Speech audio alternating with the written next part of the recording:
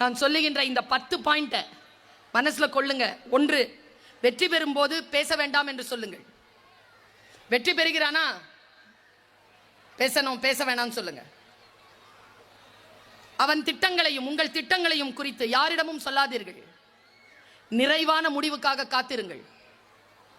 3, உங்கள் மகிழ்ச்சிகளை கொண்டாடுகின்ற வகையில் யாரிடத்திலும் இதயம் இல்லை என்பதனை இன்றைக்காவது புரிந்து கொள்ளுங்கள்.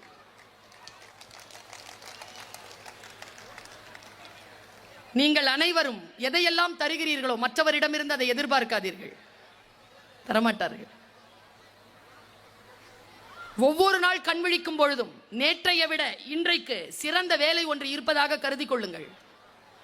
நான் அப்படித்தான் கருதுகிறேன். உன்னிடம் இருப்பதற்கு நீ நன்றி செலுத்தாத வரைக்கும் நீ விரும்புகின்ற ஒன்று உன்னிடத்தில் வந்து சேரவே சேராது.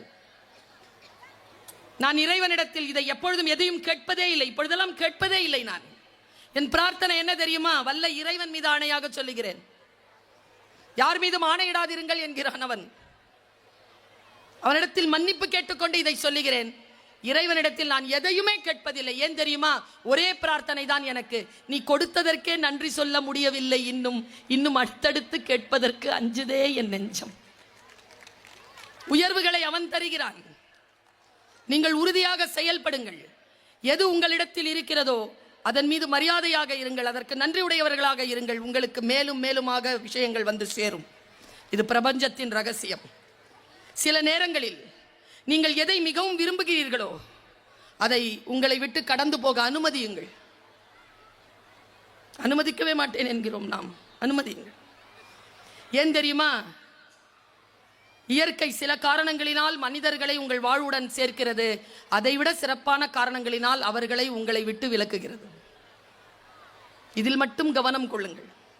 Say thanks to the closed doors. திறந்த கதவுகளுக்காக அல்ல, மூடப்பட்ட கதவுகளுக்காகவும் நன்றி சொல்லுங்கள். ஏனென்றால் அதற்குள் போனால் உங்கள் வாழ்க்கையில் நீங்கள் சிரமங்களை சந்திக்கலாம் என்பதற்காக இயற்கையும் பெரியவர்களும் அதை மூடி வைத்திருக்கிறார்கள் என்று நினைத்துக் கொள்ளுங்கள்.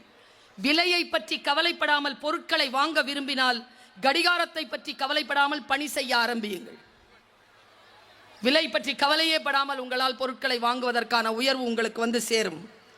உங்கள் வாழ்க்கையில் சில இலக்குகளை அடைவதில் மிக மிக கவனமாக இருங்கள். ஏனென்றால் அந்த நேரத்தில் தான் உங்கள் நண்பர்களை நீங்கள் இழக்க வேண்டி வரும். பயணம் எப்பொழுதும், வாழ்க்கை பயணம் எப்பொழுதும் சுலபமாக தொடர்வதில்லை, உறுதிப்பட தொடர்ந்து கொண்டிருக்கிறது. சுலபமான வாழ்க்கைக்காக தேடாமல் உறுதிப்படுவதற்கான வாழ்க்கைக்காக தேடி பயணம் செய்யுங்கள். உங்கள் குழந்தைகள் உங்கள் சொல் பேச்சு கேட்டு வளர்வதே இல்லை, உங்களை பார்த்து வளர்கிறார்கள். காலத்தின் மிக அற்புதம் எது தெரியுமா? உயிர்தான். காலத்தின் அற்புதம் வேல்யூ தான். 30 ரூபாய் புள்ள வாங்குற பரிசும் மார்க்கும் 3 லட்சம் ரூபாய் நம்ம புள்ள. ஒருபோதும் விட்டு கொடுக்காதீர்கள். கவனம் பெற்றோர்களே. நம் குழந்தைகள் ஸ்மார்ட்டா இருக்கா? நம் குழந்தைகளினுடைய ஆடை, அவர்களுடைய முடி, அவர்களுடைய அசைவுகள், அவர்களுடைய உணவு, அவர்களுடைய பேச்சு, அவர்களுடைய நேரம், மற்ற எல்லாவற்றையும் குவாலிட்டி டைமா கண்காணிங்கள். பெற்றோர்களுக்கு சொல்லுகிறேன், PTA மீட்டிங்ல அம்மாவும் அப்பாவும் சேர்ந்து வாங்க. தாத்தா பாட்டி அனுப்பாதீங்க, அது செல்லத்தின் கூடாரம். அம்மா அப்பா வாங்க. இன்னொரு விஷயமா சொல்றேன், ஒரு அம்மா அப்பாவாக இருக்க வேண்டிய உங்கள் பிள்ளைக்கு தர வேண்டிய 3 விஷயங்களை சொல்றேன். ஆக பெரிய பரிசு இந்த 3ம். குழந்தையின் முன் அந்த குழந்தை வளர்ந்து ஆளாகின்ற வரைக்கும் உயிரோடு இருங்க. 1, 2, அம்மாவும் அப்பாவும் சேர்ந்தே இருங்க. 3, கடனாளிகளாக இருக்காதீர்கள். இது 3 தான் உங்கள் குழந்தைக்கு நீங்கள் தருகின்ற அற்புதமான பரிசு. ஆசிரியர்களோடு சேர்ந்து கொள்ளுங்கள். அவை சிறகு விரித்து பறக்கட்டும். உங்கள் குழந்தைகளின் முகத்திலோ உடலிலோ ஏதேனும் ஒரு சிறு மாற்றம் இருந்தாலும் கவனியுங்கள், கண்காணியுங்கள்.